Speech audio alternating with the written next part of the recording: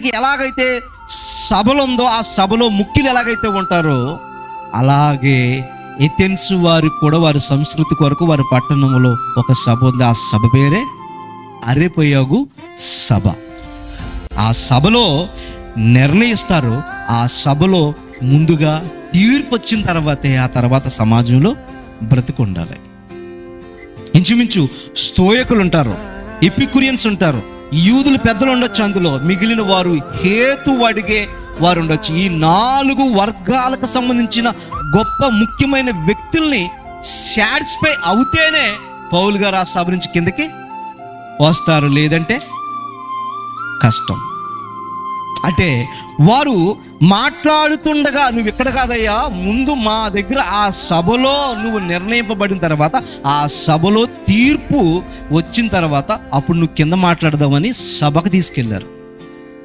మీకు అర్థం కావాలి ఆ సభ ఎంత భయంకరమైనదో చెప్పాలంటే, ప్రపంచ తత్వశాస్త్రానికి పితామహుడు సోక్రటీస్ జీవితాన్ని మనం చూస్తున్నప్పుడు ఆయన గొప్పోడే, ఆయన కూడా తన యొక్క తత్వజ్ఞానాన్ని వారి మధ్య ప్రవేశపెట్టినప్పుడు ఈ వర్గాలు ఊరుకోలేదు. సోక్రటీస్ను కూడా వేదికెక్కు అని అన్నారు. వేదిక ఎక్కమన్నారు. ఎందుకు ఎక్కమన్నారంటే వారి సమాజం పాడైపోయే పరిస్థితి ఏర్పడిందంట సోక్రటీస్ కారణంగా. ఏంటనంటే యువత భ్రష్టు పట్టిపోయిందట. ఆయన ఇచ్చిన సూక్తులు, ఆయన ఇచ్చిన ఫిలాసఫీల వల్ల, భక్తి భావాలతో చక్కగా ఉండవలసిన ఈ జనాంగం సోక్రటీస్ ఇచ్చిన ఫిలాసఫీ వల్లంట వారి యొక్క యవనస్తులు భ్రష్టు పట్టిపోయి సమాజం పాడైపోయిందని సోక్రటీస్ని వేదిక ఎక్కమన్నారట. వేదిక ఎక్కమని సోక్రటీస్ జ్ఞానాన్ని పరిశీలించారట, ప్రశ్నలు అడిగారట.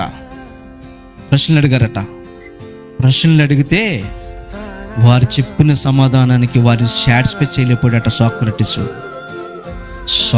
వెంటనే ఏమొచ్చిందంట, ఒక గ్లాస్ వచ్చిందంట. ఆ గ్లాసులో తేనెపాకం కాదు, మరి ఏముందట, విషం.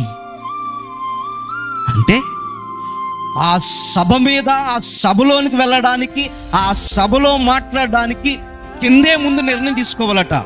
చావుకి తెగించిన వాడే పైకి ఎక్కాలట. అది చావో రేవో తెలుసుకునే సభ. సమాధానం చెప్పి సాటిస్ఫాక్షన్ అవుతే కిందకు వస్తాడు, లేదా ఆయన దగ్గరికి ఒక గ్లాస్ వస్తుంది, ఆ గ్లాసులో విషం తాగి చావాలి. అది సమాజం పాడవకూడదని ముందుగా నిర్ణయించుకున్న వారు పెట్టుకున్న ఒక న్యాయమైన స్థానం, తీర్పిచ్చే న్యాయస్థానం. ఎథెన్స్ వారు సమాజంలోనికి, సంస్కృతిలోనికి ఎవడు పడితే వాడు రావడానికి వీల్లేదు, ఎవడు వస్తే వాడు రావడానికి వీల్లేదు.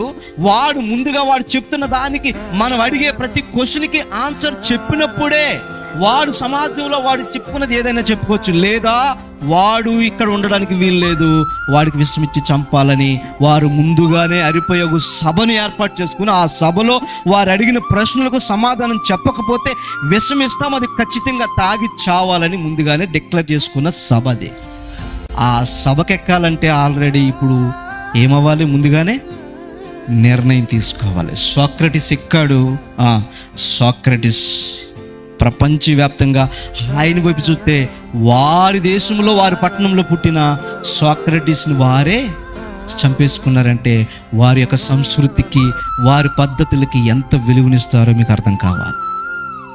అలాంటి సభలోనికి పౌలు గారిని ఇప్పుడు తీసుకొచ్చారు.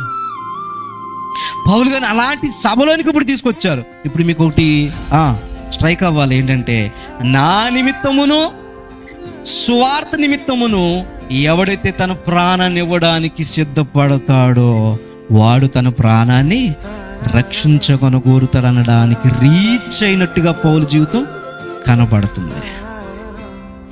సువార్తను పట్టుకుని ఎక్కాడు, క్రీస్తు శిలువ జ్ఞానాన్ని పట్టుకుని ఎక్కాడు. అయితే అది లేకపోతే నా ప్రాణం అని అనుకుని ఎక్కాడు తప్ప ఓన్లీ ఏదో ట్రైల్ వేద్దామని అనుకుని ఎక్కలేదు. క్రీస్తు శిలువ జ్ఞానాన్ని పట్టుకుని పౌలు ఎక్కాడు. ఆ సభలో కూర్చున్నాడు. తేడా వస్తే విషం వస్తుందని పౌలుకు కూడా తెలుసు. తేడా వస్తే నన్ను సమాధి చేస్తారని పౌలుకు కూడా తెలుసు. తేడా వస్తే వీరు మామూలు కాదురా బాబు అని కూడా తెలుసు. ఎందుకంటే బైబిల్లో రాయబడి ఉంది, వారు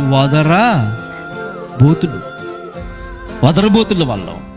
వారు అనుకున్నదే తప్ప ఇక మిగిలిన వారు ఎవరిది వినరు. అలాంటి సభకు ఎక్కడానికి నిర్ణయించుకున్నాడంటే, ఇప్పుడు ప్రభు అన్న మాటకు రీచ్ అవుతున్నాడా లేదా పౌలు? రీచ్ అవుతున్నాడు. దేని కొరకు? ఇది ఒక్కటి చేస్తే చాలు, నేను సెట్ అయిపోతాను దేవుని సేవలు అని అనుకున్నాడా? కాదు. ఎలాగైనా సరే పునరుత్థానాన్ని గురించి వీరికి నేను ప్రకటించాలనుకున్నాడు.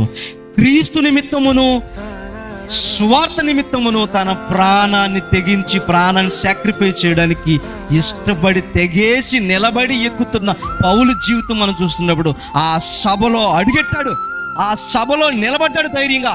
క్రీస్తు శిలువ జ్ఞానాన్ని పట్టుకుని మాట్లాడుతున్నాడు. మాట్లాడుతున్న సన్నివేశంలో ఏం జరుగుతుందో మనం చూద్దాం ప్రియమైన దేవుని వల్ల. కింద చదవండి.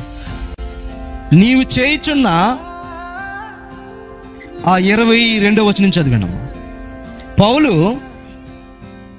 అరెపయగు మధ్య నిలిచి చెప్పినది ఏమనగా, నిలిచాడు. భయం లేదు, టెన్షన్ లేదు, అసలునే టెన్షన్ లేదు. దేనికి టెన్షన్? సువార్త శిలువ జ్ఞానం పట్టుకున్న వాడికి టెన్షన్ ఉండడానికి వీలు లేదండి. ఎథెన్స్ వారులారా, మీరు సమస్త విషయములలో అతి దేవతా భక్తి కలిగిన వారుగా ఉన్నట్టు నాకు కనబడుచున్నది. నేను సంచరించు మీ దేవతా ప్రతిమలను చూచుచుండగా ఒక బలిపీఠము నాకు కనబడెను. దాని మీద తెలియబడని దేవునికి అని వ్రాయబడి ఉన్నది. ఈ క్వశ్చన్ చెప్పనా? ప్రతి వేదిక ఒకరికొరకు ఎదురు చూస్తుందని చెప్పడానికి ఈ సందర్భమే ఎగ్జాంపుల్. ప్రతి వేదిక ఎవరి కొరకో ఈ వేదిక నిలబడుతుందని చెప్పడానికి ఇలాంటి సందర్భాలే ఎగ్జాంపుల్. ఎన్నాళ్ళ నుంచో ఉంటున్న తెలియబడిన దేవుని బలిపీఠం మీద ఉన్న దానికి అర్థం చెప్పడానికి ఒక మహానుభావుడు పుడతాడు. ఆయన మహావీరుడు పౌలు గారి కొరకు ఈ పీఠం ఎదురు చూస్తుంది. పౌలు గారి రాక కొరకు ఈ బలిపీఠం ఎదురు చూస్తుంది. పౌలు పుట్టాలి, పౌలు మారాలి, పౌలు సువార్త దండయాత్రకు రావాలి, ఎథెన్స్ మీద అడుగు పెట్టాలి. ఆ తెలియబడని దేవుడని రాసుకున్న దానికి అర్థాన్ని చెప్పి సత్యాన్ని అక్కడ స్థాపించాలి, సత్యాన్ని అక్కడ నిరూపించాలి, సత్యాన్ని అక్కడ నిలబెట్టాలి. ఆ వీరుడు రానే వచ్చింది. అంతవరకు ఈ వేదిక ఎవరి కోసం ఎదురు చూస్తుంది? పౌలు గారి కోసం ఎదురు చూస్తుంది. క్రీస్తు మార్గాన్ని తెలియజేయడం కోసం ఈ తెలియబడని దేవుడు అనే బలిపీఠం అనే వేదిక ఆవశ్యకముగా అక్కడ నిలబడి ఉంది. వెయిట్ చేస్తూ ఉంటుంది. ఒక్కొక్క సభకు వాళ్ళే రావాలి, ఆ సభలో వారే మాట్లాడాలి, చాలా కాలం చేత ఏం మాట్లాడాలో తెలియని పరిస్థితుల మధ్య బ్రతుకుతున్నామే. కానీ ఒకానొక దేవుని యొక్క బలమైన సాధనం వచ్చింది. ఆయనే ప్రవీణ్ పగడాల. ఆయన మాట్లాడిన వేదిక ఎవరు మాట్లాడలేదు. రక్షణ ఛానల్ ఎవరి కోసం ఎదురు చూస్తుందంటే ప్రవీణ్ పగడాల కోసం ఎదురు చూసింది. ఆ వేదిక మీద ప్రవీణ్ పగడాల గారు ఇచ్చిన వాగ్దానం లేకపోతే వాగ్దాటి మన దేశాన్ని కదిపేసింది. ఎంత కదిపేసిందంటే, ఇలాంటోడు చావాలిరా, ఇలాంటోడు ఉంటే మన బ్రతుకులు లేవురా అని కూడగట్టుకుని గుమికూడి సమూహముగా కలిసి ఆయన్ని చంపేశారు. ఇప్పుడు రక్షణ ఛానల్ అనేది వేదిక ఎవరి కోసం ఎదురు చూసిందంటే ప్రవీణ్ పగడాల గారి కోసం ఎదురు చూసింది. ఆయన వచ్చాడు, ఆయన ఈ తరంలో ఆయన చేయవలసిన సేవ ఆయన చేసి వెళ్ళిపోయాడు. అంతే కోరుకున్నాడేమో దేవుడు, వెళ్ళిపోయాడు. నేను అంటున్నాను, ప్రతి దానికి ఒక వేదిక ఉంటుంది. ఆ వేదికకి ఈరోజు నేను లేకపోతే మీరో ఉంటుంది.